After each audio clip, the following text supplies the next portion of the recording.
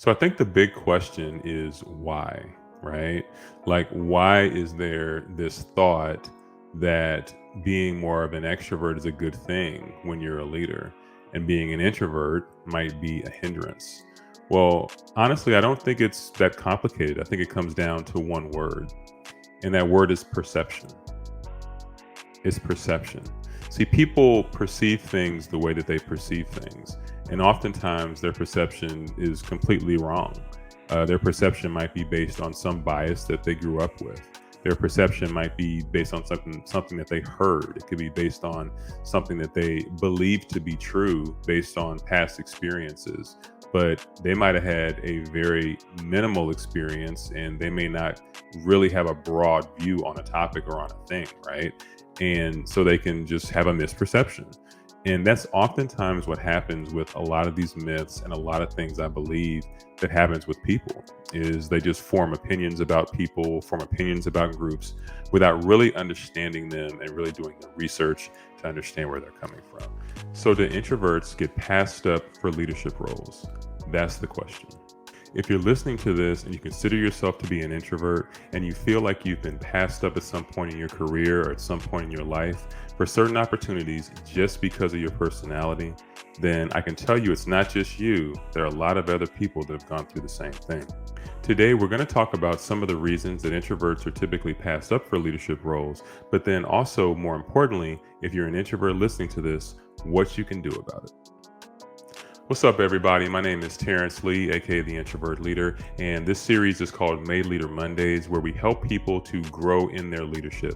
And so, we're going to be talking specifically today about why introverts are passed up for certain leadership roles, but then what we can do to not just change that, but to ultimately help introverts to win in this area.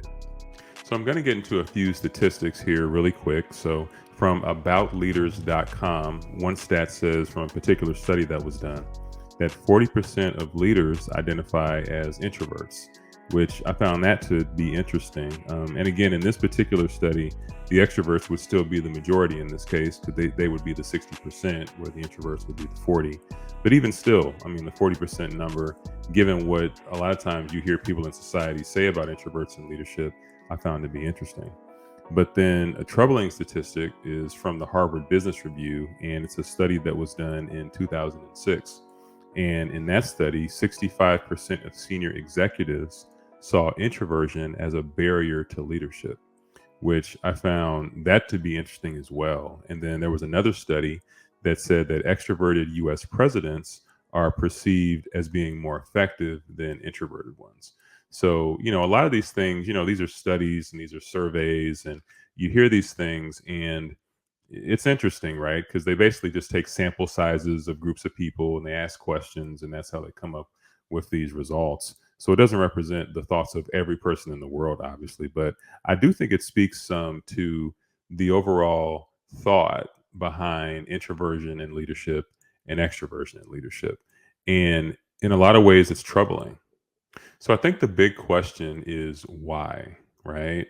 Like, why is there this thought that being more of an extrovert is a good thing when you're a leader and being an introvert might be a hindrance? Well, honestly, I don't think it's that complicated. I think it comes down to one word, and that word is perception. It's perception. See, people perceive things the way that they perceive things, and oftentimes their perception is completely wrong.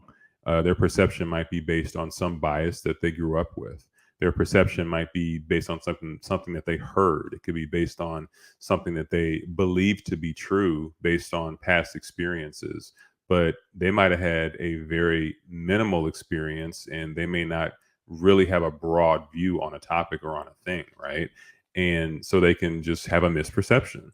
And that's oftentimes what happens with a lot of these myths and a lot of things I believe that happens with people is they just form opinions about people, form opinions about groups without really understanding them and really doing the research to understand where they're coming from. And so I think when it comes to just introverts in general, and specifically in the area of leadership, a lot of it is perception. And so, you might have in the past been a victim of this.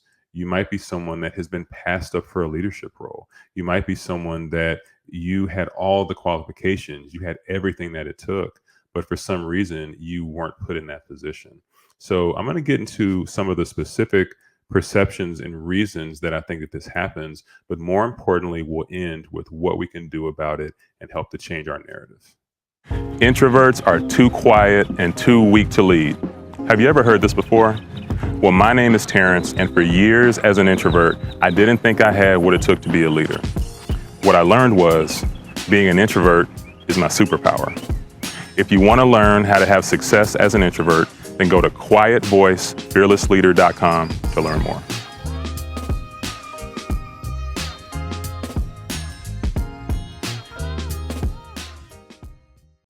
So I think the first misperception, and this is one that I talk a lot about, and I'm sure you've heard probably on other platforms and people talk about when it comes to introversion, but just the perception that introverts are quiet, right? So when you think about leadership, when you think about someone that's leading a team, driving a team to get things done, you think about this extroverted person, you think about this person that's talking a lot, they're giving directions, and they have a certain demeanor and a way that they carry themselves, right? And I think that this has been reinforced through television, through movies, through media, a lot of different things where you see certain personality types that are championed, right? And these personality types, subconsciously, without people even realizing it, they just associate those types of people with leadership.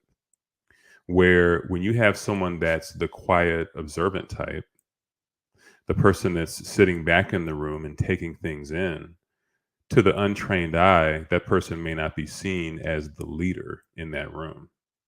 And so I think it makes for a very interesting dynamic. I think about my dad. You know, my dad has told me his story. I've talked about this on the Quiet Voice, Fearless Mind podcast, where he knew he was the best accountant in his group. He knew it. And regardless of that, he wasn't selected for certain leadership roles. You know, now this changed as he got, through his career and several years into his career and everything. But he has told me stories about how early on in his career, he was passed up for a lot of opportunities because he was viewed, again, back to perception, as being quieter or maybe not as much of a leader, right?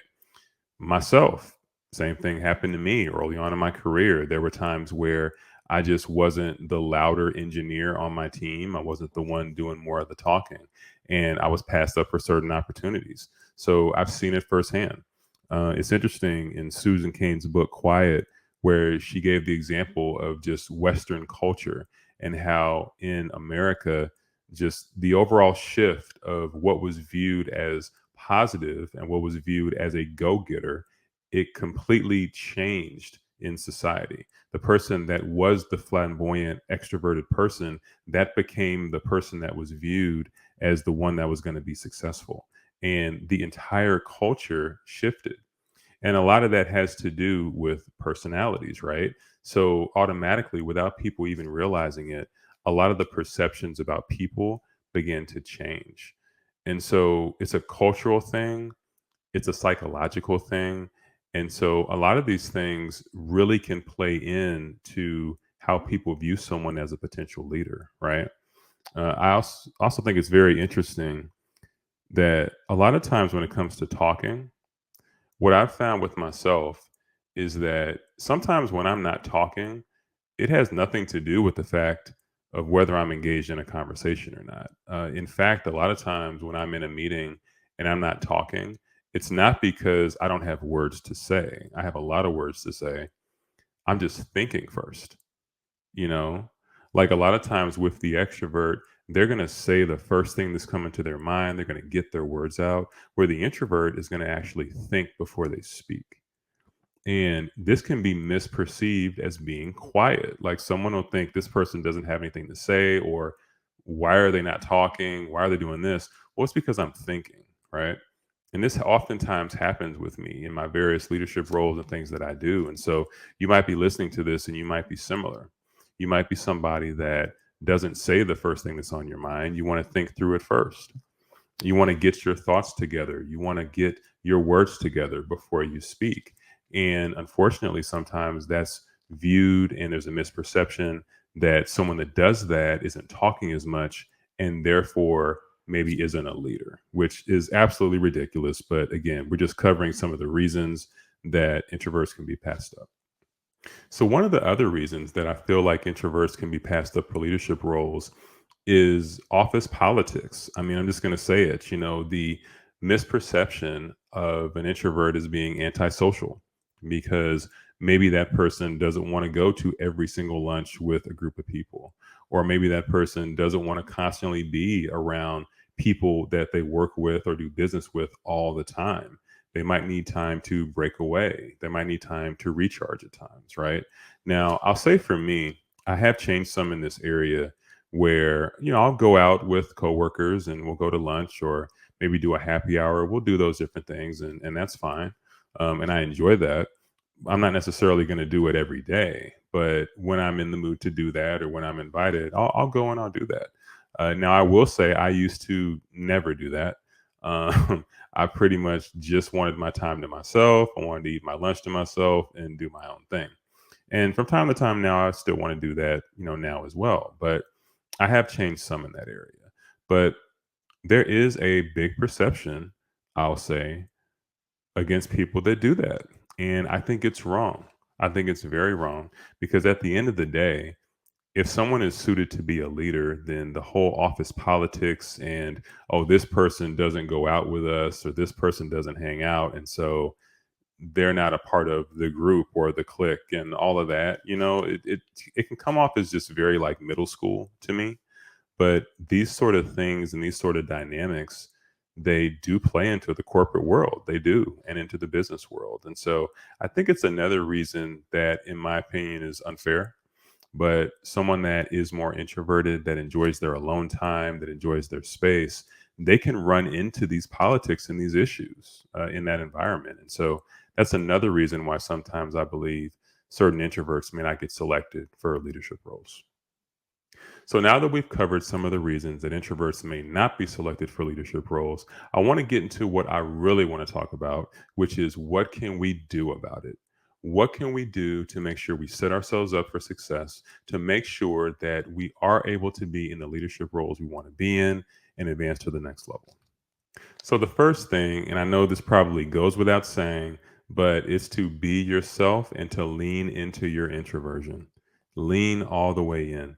See, when we are being who we don't have to worry about really much else. I mean, if we're trying to be like the extroverted coworker or the extroverted friend or whoever that person is, we're going to lose every time, right?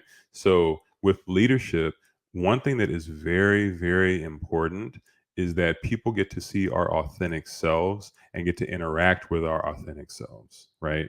Because as a leader, it is about connecting with people and it's about really building your team. And so your team is going to be able to tell when you're burned out because you're not being you, because not being you is going to burn you out, right?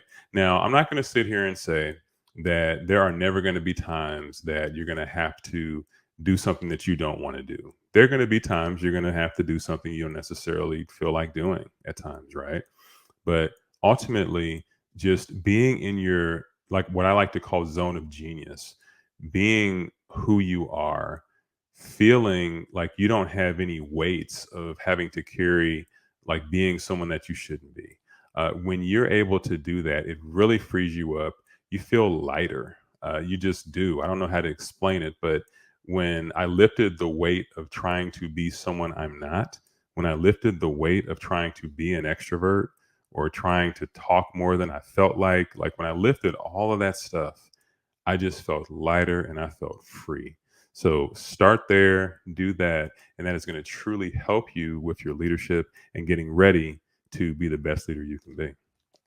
So the next thing that's very important is that you want to go for leadership roles. Go for leadership roles, okay? I mean, it is amazing. There are some people that, for whatever reason, and it can be the imposter syndrome thing. I've talked about this, but some people don't believe they can do it. They really, in their heart, just don't think they can lead. This was me. I fell in this category.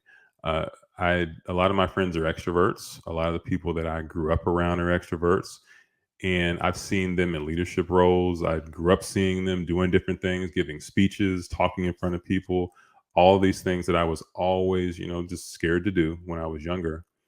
And so I didn't see that as me. And so I wouldn't go after certain leadership roles. I mean, I wouldn't do it. When I was in college, there were opportunities and I wouldn't take them. When I first started my career, there were opportunities to do different things and I wouldn't do them. I eventually got pushed into certain opportunities by people that really believed in me. And I'm so glad that I was, so glad that I did. But, just going after these roles, going for it. I mean, when you see opportunities to be in leadership positions, believing that you can do it and going for it, that is very, very big. I mean, it sounds simple, right? It does. But it's something as small as if you see a role out there that's a leadership role and you read it, you read the qualifications, you read everything that, the prerequisites for it and all of that. And in your mind, you say, I'm not ready for that yet, or I can't do that. These are the kind of things, the kind of self-talk that we say to ourselves that we have to change. Now, again, if you're 2 years into your career and there's some role and it takes 20 years of experience, I'm not saying that, that's necessarily the role for you at this time, right? You may want to gain your experience and then go for that. But just in general, having a mindset where you're not limiting yourself.